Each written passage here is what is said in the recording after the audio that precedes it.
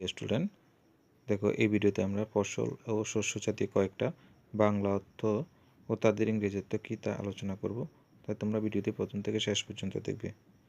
আচ্ছা, এখানে দেখো প্রথমটি কী দেওয়া আছে, দেখো শস্যকে আমরা ইংরেজিতে কী বলি? কর্ন। রবি শস্যকে আমরা ইংরেজিতে কী বলি? Winter crop. ফসলকে আমরা কী বলি? ক্রপ। আমন ধানকে আমরা কী বলি? Autumn rice.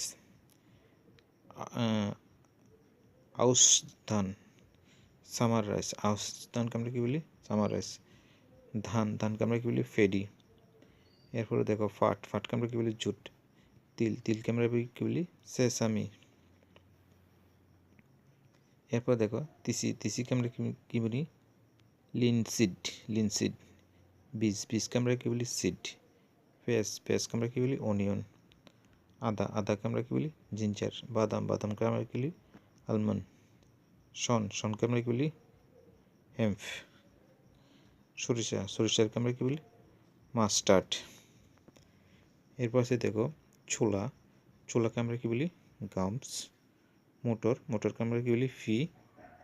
মুগকে আমরা কী বলি? Green gram. ভুট্টাকে আমরা কী বলি? মাছ। এরপর দেখো জবকে আমরা কী বলি? বার্লি বলি। গমকে আমরা কী বলি? হুইট। আখকে আমরা কী বলি? Sugar cane. কাঁচা লঙ্কাকে আমরা কী বলি? Green chilli. অহরকে আমরা বলি? পিজিয়ন ফি। জোয়ারকে আমরা কী বলি? মিলেট। সাগুকে আমরা সাগু বলি। রেডিকে আমরা কী বলি? ক্যাস্টর। তো এই ছিল আজকের আলোচনা। তো ভিডিওটি কেমন হয়েছে অবশ্য কমেন্ট করে জানাবে, আর যদি ভালো লাগে অবশ্যই লাইক সাবস্ক্রাইব করবে। সবাইকে ধন্যবাদ।